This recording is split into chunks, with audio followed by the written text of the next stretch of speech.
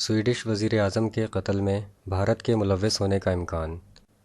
Column نگار Syed Sardar Ahmed Pirzada, the first blind journalist of Pakistan, APNS best Urdu column award holder, روزنامہ نئی بات، مورخہ 17 جون 2020۔ Sweden کے ہر دل عزیز کرشماتی وزیر اعظم اولوف پالمے کو 1986 میں قتل کر دیا گیا تھا۔ اس ہائی پروفائل قتل کے 34 برس بعد چند دن قبل سویڈش حکام نے قاتل کی نشاندہی کی ہے اور یہ کہہ کر کیس پر کارروائی بند کر دی کہ مذکورہ قاتل کئی برس پہلے خودکشی کر چکا ہے۔ سویڈن کے وزیر اعظم اولوف پالمے کے ہائی پروفائل قتل میں ملوث قاتل کی شناخت کے بعد کچھ حیرت انگیز امکانات پر غور کیا جانا ضروری ہے۔ سویڈن کے چیف پروسیکیوٹر نے 10 جون 2020 کو ایک نیوز کانفرنس میں قاتل کی نشاندہی کرتے ہوئے کہا کہ اسٹیگ اینگسٹرام نامی شخص وزیر اعظم اولوف پالمے کا قاتل تھا۔ یہ قاتل 20 سال قبل 2000 میں خودکشی کر چکا ہے۔ قاتل کی موت کے باعث ہم اس پر الزامات عائد نہیں کر سکتے، اس لیے تحقیقات کو بند کرنے کا فیصلہ کیا گیا ہے۔ سویڈش حکام نے اولوف پالمے کے مقدمے کو قانونی تقاضوں کے تحت بند کر دیا، لیکن ہسٹری کے کچھ ایسے اوراق پڑھتے ہیں جن کا تانا بانا جوڑنے سے معاملات کو پرکھنے کا دوسرا زاویہ بھی ملتا ہے۔ وزیر اعظم اولوف پالمے کے قتل کے تقریباً 1 سال 1.5 ماہ بعد 16 اپریل 1987 کو ایک سویڈش اخبار نے پولیس وسل بلوئر کا ذریعہ استعمال کرتے ہوئے ایک بریکنگ نیوز دی کہ سویڈن کی ہاؤٹزر توپیں بنانے والی کمپنی بوفورس نے بھارت کے ساتھ 1500 کروڑ کا سودا پکا کرنے کے لیے 60 کروڑ کک بیکس کے طور پر دیے ہیں۔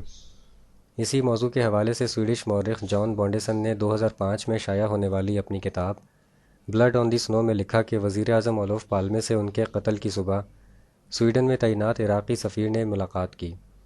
گفتگو کے دوران عراقی سفیر نے بوفورس کی طرف سے بھارت کو دی جانے والی کک بیکس کا ذکر کیا۔ خفیہ کک بیکس کی خبر سنتے ہی اولوف پالمے کو شدید غصہ آیا۔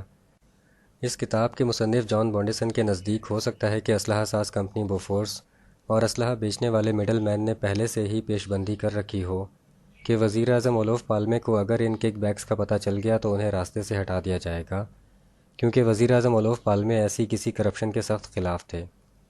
وزیر اعظم اولوف پالمے کے قتل کے ٹھیک 24 دن بعد 24 مارچ 1986 کو بھارت اور سویڈش اسلحہ ساز کمپنی بوفورس کے درمیان ہاؤٹزر توپوں کی فروخت کے معاہدے پر دستخط ہو گئے۔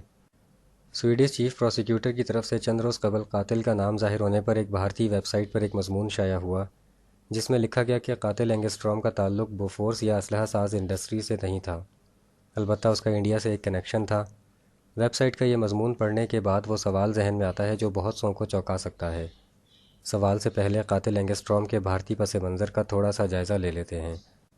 مشہور سویڈش صحافی اور رائٹر تھامس پیٹرسن کی 2018 میں فلٹر میگزین میں قسط وار شائع ہونے والی کتاب دی ان لائکلی مرڈرر کے مطابق وزیر اعظم اولوف پالمے کا قاتل اینگسٹرام 1934 میں سویڈش والدین کے ہاں ممبئی ہندوستان میں پیدا ہوا۔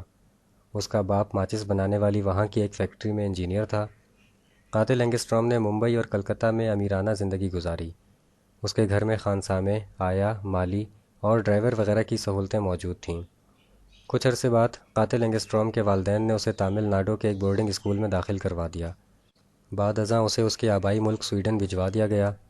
سویڈن پہنچ کر قاتل اینگسٹرام سویڈن کے اسی بورڈنگ اسکول میں داخل ہوا جہاں مستقبل کے وزیر اعظم اولوف پالمے بھی زیر تعلیم تھے۔ قاتل اینگسٹرام اپنے مزاج کے باعث تعلیم حاصل کرنے میں نالائق ثابت ہوا اور فیل ہوتا گیا، جبکہ نوجوان اولوف پالمے بہترین طالب علم ثابت ہوئے۔ کچھ لوگوں کے خیال میں قاتل اینگسٹرام کے دل میں اولوف پالمے کے خلاف زمانہ طالب علمی سے ہی حسد کی آگ بھڑک رہی تھی۔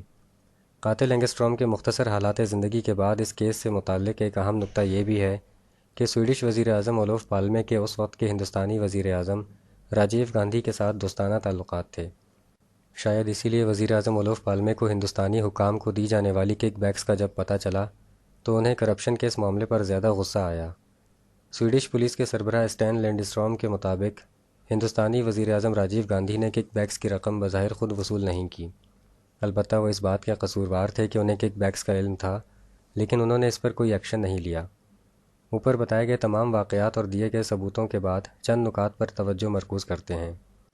پہلا یہ کہ اگر وزیر اعظم اولوف پالمے ایک دن مزید زندہ رہ جاتے تو ہو سکتا ہے اگلے روز وہ اپنے دفتر جاتے ہی ہندوستان کو فراہم کی جانے والی بوفورس ہاؤٹزر توپوں کا معاہدہ منسوخ کروانے کی کوشش کرتے یا کم از کم کک بیکس کی تحقیقات تک رکوا دیتے۔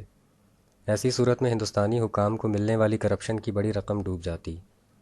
دوسرا یہ کہ متعلقہ ہندوستانی حکام نے کرپشن کی رقم کے حصول میں رکاوٹ ڈالنے والی کسی بھی صورت کو روکنے کے لیے قبل از وقت انتظام کر رکھا تھا، اور قاتل اینگسٹرام سے بہتر کوئی دوسرا شخص نہیں ہو سکتا تھا جس کی زندگی کے پس منظر میں ہندوستان اور تامل ناڈو کے علاقے موجود تھے، اس لیے اسے نفسیاتی طور پر جذباتی کرنا آسان تھا۔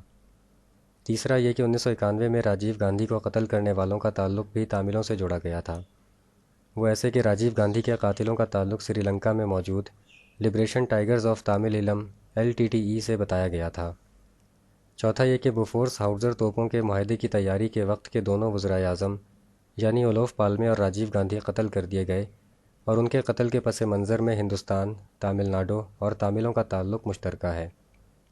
پانچواں یہ کہ وزیر اعظم اولوف پالمے کے قتل کے بعد توپوں کے معاہدے کے جاری رہنے کا براہ راست فائدہ ہندوستان کو ہوا۔ مندرجہ بالا تمام دلائل کے بعد یہ سوال پیدا ہوتا ہے کہ کیا سویڈش وزیر اعظم اولوف پالمے کو قتل کروانے میں بھارتی حکام ملوث تھے؟ کیا اس پر بھی کبھی تحقیق ہوگی؟